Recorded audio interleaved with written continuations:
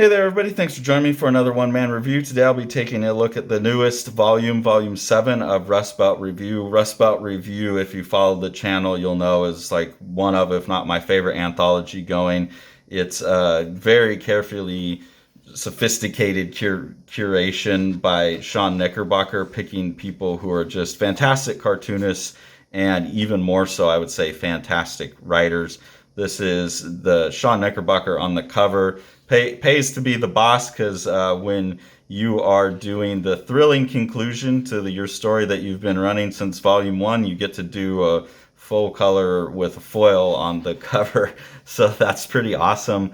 Then we open it up and right away we get one of my, well, actually I'll say this is my favorite autobiography artist going, MS Harkness. So always excited to see a new MS Harkness piece. Harkness's stuff is often difficult to read because she's so vulnerable about her sexual encounters, and they're often awkward and painful. This story's no different. It's about meeting a guy at a pinball arcade, or being at a restaurant and seeing a bar and seeing someone playing pinball and being attracted to him and going up and going home with them. But the layouts in this, you can see, are just absolutely fantastic. They're all built around the kind of idea of the pinball machine. But the way that everything flows through here, the design, the lettering, all of it's fantastic. And then, as always with Harkness, the writing is just like really painfully vulnerable and absolutely fascinating. I think if you're going to be an autobiography artist, like, you need to go live a fascinating and interesting life. And Harkness definitely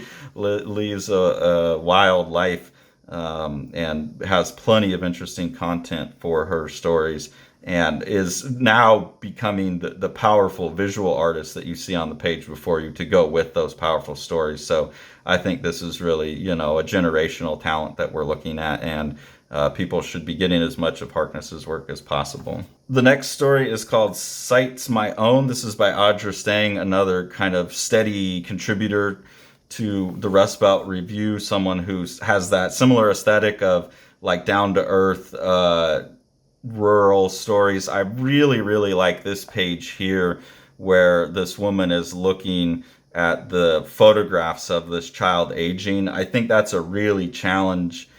That's a really big challenge for a cartoonist, is to slowly age a character. I think the person who done it best is Lynn Johnson, and for better or for worse.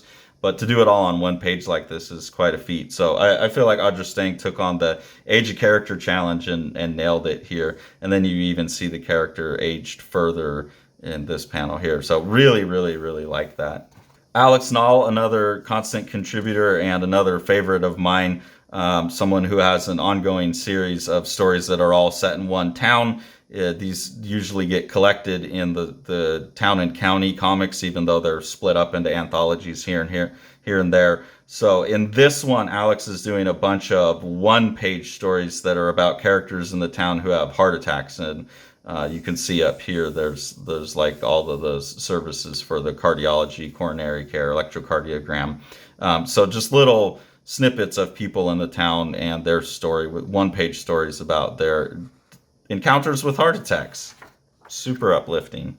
Then we get the conclusion to Sean Knickerbocker's Best of 3. This is a story that's been running since the first issue. I was super thrilled in this one to see that the characters they're in South Carolina. As you cross the border between North Carolina and South Carolina, right across the border in South Carolina, it's this place called South of the Border because it's just south of the south border of North Carolina.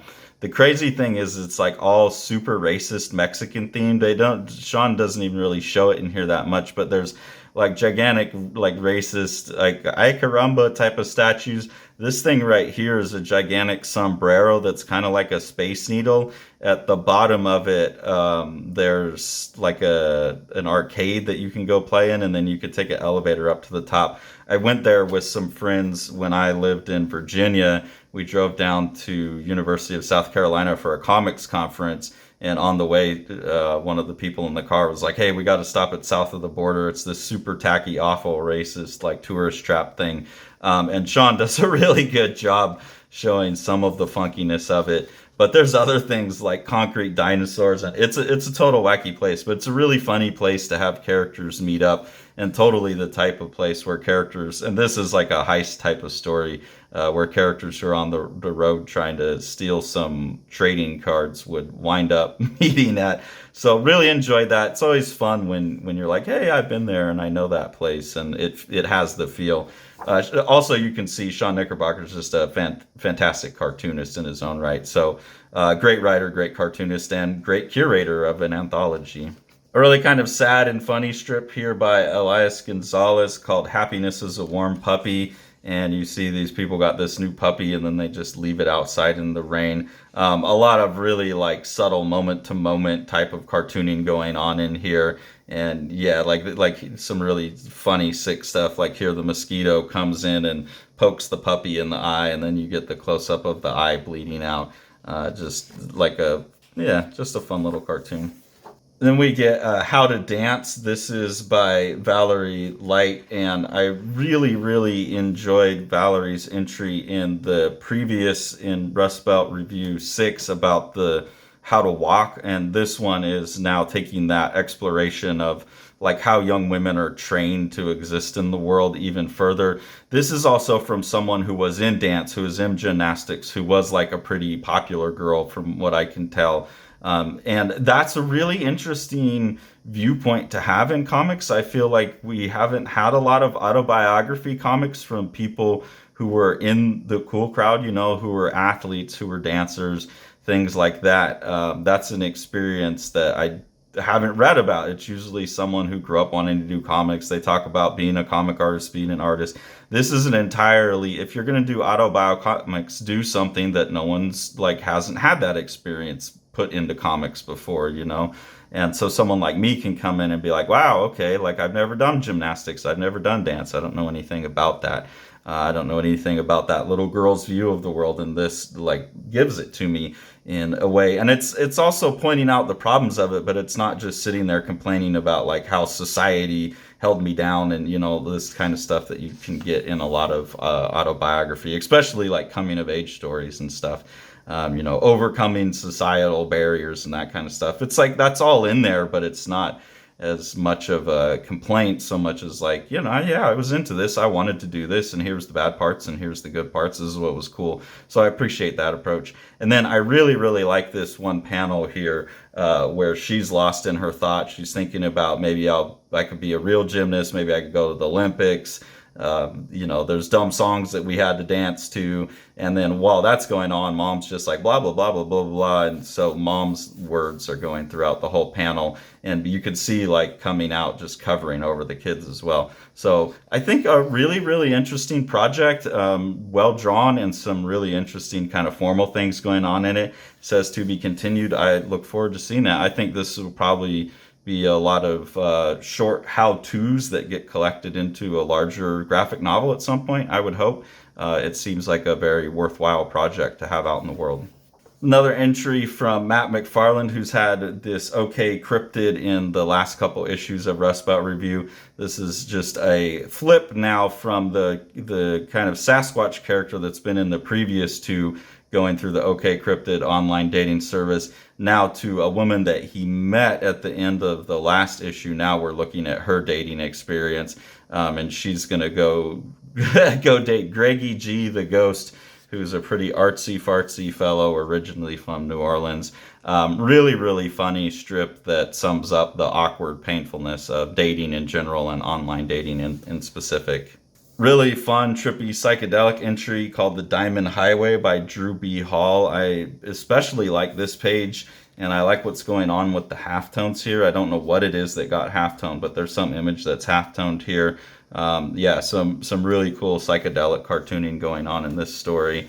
David G. Caldwell returns with another story about Playboy Dan. This one seems far less autobiographical than the one in Volume 6. Volume 6 seemed to be an autobiographical story. This seems to be now that we have this character, we're going to imagine more about this real-life character that you don't know anything about. So it seems like David G. Caldwell is filling in some of the story on Playboy Dan for himself now.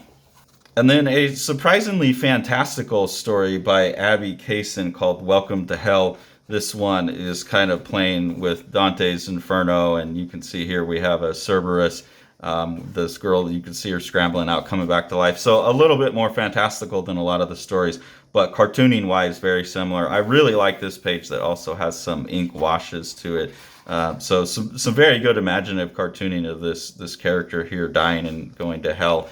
And it wraps up what is another fantastic. Well, actually, we come back to MS Harkness to wrap up the issue. So another phenomenal issue of Rust Belt Review. It shows why, hopefully flipping through this, you'll see why this is such a favorite anthology of mine. One of the things that normally happens for me with anthologies is I'll like 2 or 3 of the stories. Like a couple of the artists, this has a nice story, but I don't like the art. This has a nice art, I don't like the story. The rest of them are crap. This one's really good. This, I enjoy pretty much everything about all of them in each one of these. So again, that just comes down to Sean Knickerbocker's phenomenal taste and curation. And I hope this keeps going. I hope this isn't, well, actually one of them in here said to be continued. I hope the fact that Best of 3 is done doesn't mean that Sean Knickerbocker's done with Rust Belt Review, because it is one of the best and most worthy of support anthologies going on. So please go out, buy these, make sure that we keep getting more of them. They're a real blessing to the medium.